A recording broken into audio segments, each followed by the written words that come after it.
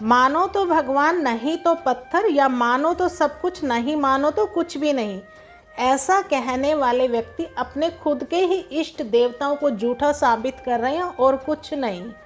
एक बड़ा प्रेरक प्रसंग सुना रही हूँ, ध्यान से सुनिएगा। छोटी सी कहानी है। राजस्थान के भीलवाड़ में एक कृष्ण भक्त रहते थे और उनकी एक दवाइयों की दुकान थी, और दुकान में भगवान श्री कृष्ण की एक छोटी सी तस्वीर कोने में लगी रहती थी।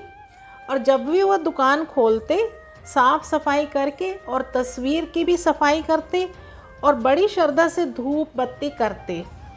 अब वो बुज़ुर्ग हो गए और उनका बेटा जब बड़ा हो गया, पढ़ाई ख़त्म हो गई, तो वो भी दुकान पर पिताजी के साथ बैठने लगा।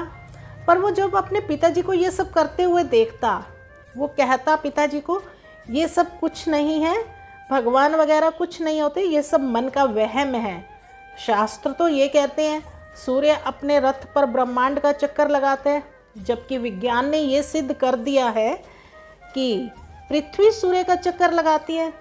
तो इस तरह से रोज़ वो विज्ञान के नए नए उदाहरण देता और पिताजी को ये बताने की कोशिश करता कि ईश्वर कुछ नहीं है। पिताजी उसे कुछ नहीं कहते, बस उसे देखते और मुस्कुराते चुप हो जाते।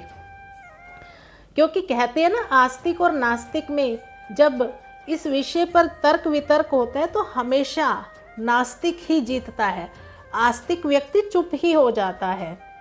समय बीतता गया और पिताजी बूढ़े हो गए, और एक दिन पिताजी बहुत बीमार थे। उन्हें लगा अब मेरा आखिरी वक्त आ गया है। उन्होंने अपने बेटे को अपने पास बुलाया और उन्होंने कहा कि तुम मेरी एक बात मानोगे कि मुझे ये तो विश्वास है कि तुम मेहनती हो, दयालु हो, एक सच्चे इंसान हो, परंतु एक मेरी ये बात मान लो। बेटे ने कहा क्या? तो पिताजी ने कहा कि बेटा, मेरे जाने के बाद एक तो तुम दुकान में रोज़ भगवान की उस तस्वीर को साफ जरूर कर देना, और दूसरा, यदि किसी परेशानी में फंस जाओ तो हाथ जोड़कर श्री कृष्ण से अपनी समस्या कह देना। और बेटा, तुम ईश्वर को मानो या ना मानो। पुत्र ने हाँ कर दी और कुछ दिनों के बाद पिताजी का देहांत हो गया। समय बीतता गया। एक दिन की बात है, बहुत तेज बारिश हो रही थी और दुकान में ज़्यादा ग्राहक भी नहीं आए। बारिश की वजह से लाइट आ जा रही थी। तभी अचानक से एक छोटा सा बच्चा भीगता हुआ भागता हुआ आया और बोला, भैया ये दवाई चाहिए, मेरी माँ बहुत बीमार है। डॉक्टर ने कहा है कि अगर ये दवा आप तुरंत ही 4 चम्मच पिला देंगे तो तुम्हारी माँ बच जाएगी। तो क्या ये दवाई तुम्हारे पास है? तो लड़के ने पर्ची देखी और बोला हाँ है। अब वह बच्चा बहुत खुश हुआ और उसने पैसे दिए और दवाई लेके भागता हुआ चला गया।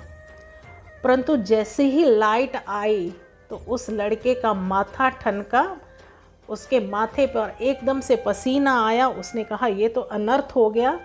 हुआ ये क्योंकि थोड़ी देर पहले ही एक ग्राहक चूहे मारने की दवाई की शीशी वापस करके गया था, और लाइट ना होने की वजह से उसने वो शीशी काउंटर पर ही रख दी कि लाइट आएगी तो सही जगह पर रख दूंगा। पर वो जो बच्चा दवाई लेने आया था वो अपनी शीशी की जगह चूहे मारने की दवाई ले गया, और बच्चा ज़्यादा पढ़ा लिखा भी नहीं था। अब उसके मुंह से तो एकदम से यही निकला कि अब तो अनर्थ होकर रहेगा।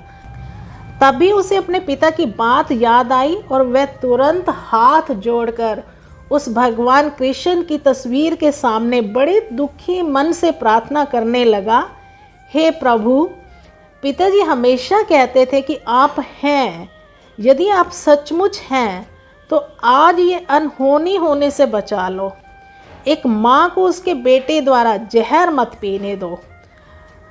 तभी उसे अचानक पीछे से आवाज़ आई, भैया कीचड़ की वजह से मैं फिसल गया और मेरी वो दवा की शीशी टूट गई, प्लीज़ आप मुझे दूसरी शीशी दे दीजिए। और अब उस लड़के को वो भगवान कृष्ण की मूर्ति मुस्कुराती हुई दिखी और उसकी आंखों से लगातार आंसू बह रहे थे, और उसके अंदर आज एक विश्वास जग गया कि कोई तो है जो सृष्टि को चला रहा है, जिसे कोई खुदा कहता है, कोई भगवान कहता है और कोई उसे परमात्मा कहता है। और अब उसको ये विश्वास हो गया कि अब विज्ञान ने नहीं, भगवान ने आकर ही बचाया है उसे। तभी तो कहते हैं जब ईश्वर को भूलने की हम चरम सीमा पर पहुंच जाते हैं ना, तो फिर अचानक से कोई मुश्किल घड़ी हमारे सामने आ जाती है, तो उस स्थिति से निकलने के लिए जो प्रार्थना हम ईश्वर के सामने करते हैं, दुनिया में उस प्रार्थना से ज़्यादा पवित्र और कुछ नहीं होता।